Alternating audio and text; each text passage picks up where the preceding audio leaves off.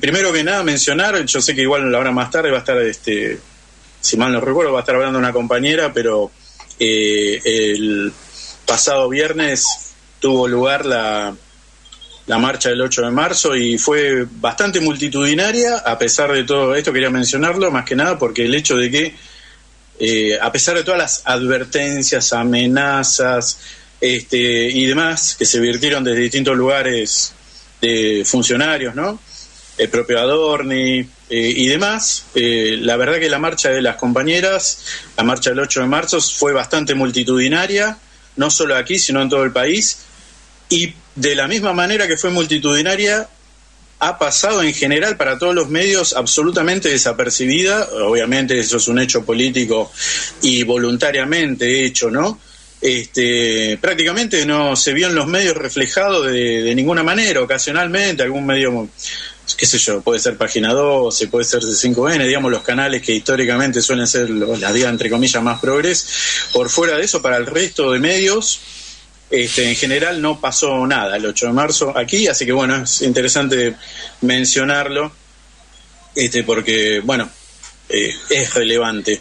Las compañeras siguen movilizadas y siguen siendo uno de los ejes de conflicto y de tensión, ¿no? En nuestros días. Bueno, y todo esto como para llegar a que vos estabas mencionando hace un rato, Daniel, bueno, en parte, ¿no? Esta situación en la que nos encontramos hoy, en la que sabemos que tristemente somos aproximadamente hoy, digo somos porque calculo que acá no debe haber nadie que tenga un buen pasar en general, más que nada somos todos laburantes y en general en situación precaria. Somos más o menos el 60% de la población que somos pobres o estamos dentro de los índices de pobreza, y entre un 15 y un 20% aproximadamente están directamente en la indigencia. Y esto está creciendo de modo exponencial. La pregunta que uno se hace aquí es, en esta situación, ¿no? Con una disparada inflacionaria, una licuación de los salarios de los trabajadores y trabajadoras y demás, ¿qué harían ustedes si estuviesen cobrando un sueldo de aproximadamente 4,5 millones de pesos y de repente pasasen a 6 de un plumazo? Porque esto es lo que pasó la semana pasada, y era algo que estaba pasando desapercibido, aparentemente. Se aumentó el sueldo, nuestro presidente, Javier Milei, de ese modo, aduciendo supuestas legislaciones existentes en temas de cómo, digamos, lo que es la planta de trabajadores estatales y demás. En general hay un tipo de regulación que actualiza y sube, baja, indexa, digamos, en función de los aumentos paritarios, por lo cual, digamos, todo lo que es las posiciones de dirección, ¿no? De conducción del Estado, tiene que tener sueldos superiores a esos. El temita es que acá, mientras está dele bajar desde todos los medios, ¿no? Pero particularmente me refiero no solo a los medios de medios masivos de comunicación, que sabemos que están en manos del gran capital concentrado, sino también desde los medios del propio Estado, con funcionarios, con el propio Adorni, vocero oficial, y otras apariciones de sujetos y sujetas, vamos a decirlo, que forman parte del gobierno de La Libertad Avanza, hablando de sacrificios, hablando de que todo va a pasar. Vos mencionabas hace un ratito el tema de que si hay una luz al final del camino o no, ¿no? Bueno, este tipo de metáforas que les gusta utilizar a esta gente. La realidad es que el presidente, que holgadamente sabemos que no precisa, precisamente, valga la redundancia, no necesita particularmente un aumento salarial, ya teniendo un salario de ese tipo, sin embargo lo ha hecho, pero no pasa solo por él, sino porque si él se aumentó eso implica que también el resto de funcionarios, ministros, secretarios, subsecretarios, etcétera, etcétera, digamos toda la planta directiva, vamos a decirlo así, de lo que es la función ejecutiva nacional, ha tenido sensibles aumentos. Esto se destapó porque supuestamente a alguien se le escapó una planillita por ahí y aparentemente eso viene del lado de Pose, ¿no? De Nicolás Pose, el amigo personal de Milei. Aparentemente hay gente de su cartera, se le escapó por ahí este tipo de datos que no se tenían que filtrar Y la reacción que hubo fue precisamente la de, no, esto es mentira, no puede ser así, ¿no? Tirando algún tipo de negligencia y demás, pero digamos en los hechos figura, hasta aparece el decreto donde se realizan este tipo de aumentos de salarios, en un contexto en el que ya dijimos, ¿no? No somos más del 60% de pobres, efectivamente. Y con la firma de Milei. Con la firma de Milei. Y ahí es lo que quiero llegar, ¿no? Él se dio por sorprendido, acto seguido empezó una suerte de persecución de quién fue, qué pasó, cómo puede ser, esto es un error. Bueno, se hizo el desentendido, hizo ahí una cosa que... no sé ya a esta altura cuánto se le puede creer o no. Su accionar fue querer justificar en una legislación de hace 14, 15 años que en su momento y en otras condiciones económicas y sociales de la Argentina, durante la administración de Cristina Fernández, la segunda,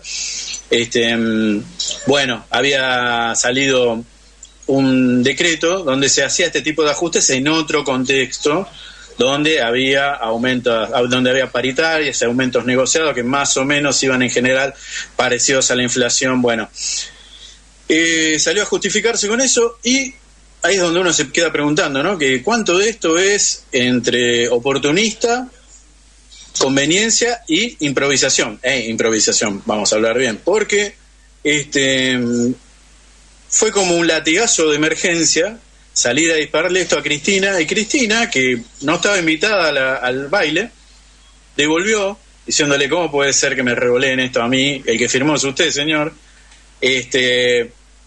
Digamos, no estaba invitada a Cristina a este tipo de desaguisado. Se armó ahí todo un festival de tuiteros. Ya sabemos que hoy lamentablemente mucha de la discusión política termina siendo esa, ¿no? Una discusión virtual, abstracta, y en donde no terminan pasando cosas finalmente. Hubo un revoleo, le han dado un poquito de publicidad a Cristina y el propio Milei terminó haciendo echar a un funcionario, Yacine se llama, un funcionario de trabajo, si mal no recuerdo, aunque aparentemente el que se mandó la macana fue Javier Herrera Bravo, es secretario de Legal y Técnica. Pero bueno, como es amigo personal de Pose, y eso es algo que también está bueno tenerlo presente, la forma de funcionar, ¿no? de lo que es la administración de Milei no está pasando, obviamente, como ya sabemos que es toda una gran improvisación, no hay un plan, no hay un proyecto, más que gritar y tirar acusaciones. Y en general la naturaleza de los funcionarios y funcionarias que viene existiendo, que están participando por ahí, pasan más tiempo en Twitter, más tiempo en redes, y en general carecen tanto de experiencia como de formación para este tipo de cuestiones, de manera que es muy probable que precisamente se haya escapado el dato. Pero bueno, esto ha generado un montón de ruido, precisamente de alguien que está haciendo, que ha hecho, digamos, su cruzada, la lucha contra la casta, precisamente haciendo una medida que particularmente es propia de la casta. Y ahí es donde empieza uno, ¿no?, a tratar de entender por dónde pasa la cosa, porque algo que viene pasando en todas estas situaciones, estamos viendo hasta ahora, en general en lo que es la administración pública, medidas relativamente a cuentagotas, pero que se están haciendo de modo sostenido. Esto lo venimos diciendo hace varios programas. Se vienen haciendo liquidaciones de contratos, se viene echando gente de modo, digamos, a nivel de programas, ¿no? Digamos, no se está haciendo todavía un gran recorte como habían prometido, aunque se supone que ahora a fines de marzo probablemente lo vaya a ver. Se están cerrando programas, ministerios, secretarías, institutos, zonas, ministerios y otras entidades autárquicas. Como quien dice, están de a poquito cortando las cosas más chiquitas, ¿no? Se vienen haciendo echadas de a 100, de a 150, de a 60, de a 80 personas. Obviamente, porque bueno, de a poquito se supone que están tratando de ver cómo reemplazar, cómo agilizar y cómo maximizar teóricamente. Ese fue, digamos, el speech, ¿no? El discurso con el que están tratando de justificar este tipo de cuestiones. Sin embargo, en el medio, apelan a decir que el discurso que han construido ellos y que a la vez es un discurso heredero del PRO, que es que el Estado está lleno de gente que está ahí por favores políticos, por conveniencia, por militancia rentada, etcétera, etcétera, con la que hace años ya, ¿no? Décadas que se justifica una demonización para lo que son los trabajadores y trabajadoras de la administración pública, que básicamente es el Estado. Y acá el enemigo es el Estado, para ellos ya lo han dicho el propio Milei, ¿no? El Estado es una organización terrorista, ha dicho, ¿no? Esto lo hemos mencionado en otro programa. Y lo que uno esperaría sería tratar de ver una reorganización eficiente, más productiva, más efectiva, ¿no? Como es parte, digamos, de la Biblia del neoliberalismo, ¿no? Ajustes más técnicos y, y algún tipo de reenfoque en general de lo que son las políticas públicas. Bueno, aquí lo que hemos estado viendo son situaciones muy confusas, porque además de estar cerrando lugares y donde hemos visto la salsa de todo esto ha sido en el Ministerio de Petovelo, de Capital Humano, donde se han estado cerrando asistencia a comedores, programas de asistencia social y demás. A la par de ese tipo de cuestiones, hemos visto cosas como, por ejemplo, el jueves pasado se nombró a Geraldine Calvela al frente del RENAPER. ¿Qué pasa aquí? Esta chica tiene 23 años, hasta ahora trabajó estrictamente como asesora de funcionarios, de algunos parlamentarios de Milei, en su momento prepresidencia, y su gran mérito fue, no tiene título universitario, ¿no? Está estudiando Derecho ahora, hace 2 años, online, y su mayor mérito era que le manejaba los canales de YouTube de La Libertad de Avance y de Javier Milei. Esta persona ahora está cobrando un sueldo de 2,5 millones de pesos, por ejemplo. Estamos hablando de alguien que claramente no debe ser una gran técnica. Lo mismo está pasando con Javier Sosa y Agustín Espósito, primos y sobrinos de María Belén Agudiez, precisamente la mano derecha de Karina Milei, en la Subsecretaría de Planificación General de la Secretaría General de Presidencia. ¿A qué voy con esto? Estos 2 muchachos, uno carece de antecedentes laborales y el otro es un jardinero. Bueno, se le han asignado cargos y tareas a estas personas. Podemos seguir así viendo el ingreso de un montón de gente que normalmente, dentro de las categorizaciones que habla esta gente cuando habla de casta, son precisamente esto, personas que están ahí por favores políticos, por haber formado parte quizás en la campaña, ¿no? Haber tenido algún rol relativamente valioso. Bueno, ahora se les compensa de esta manera con sueldos millonarios. Ya sabemos la historia del hermano de Manuel Adorni, con un sueldo también de 2 millones de pesos, ha ingresado al Ministerio de Defensa de modo intempestivo y sin consulta alguna. Ustedes saben que hay leyes que establecen que familiares cercanos, y hay hasta grados en los que se puede evaluar, no pueden ser contratados porque se entiende que son favoritismos, ¿no? Que son puestos a dedo. Bueno, precisamente hay por lo menos 50 designaciones de familiares, parientes de diverso grado en la administración pública y con sueldos que no bajan de los 2 millones, 3 millones, ¿no?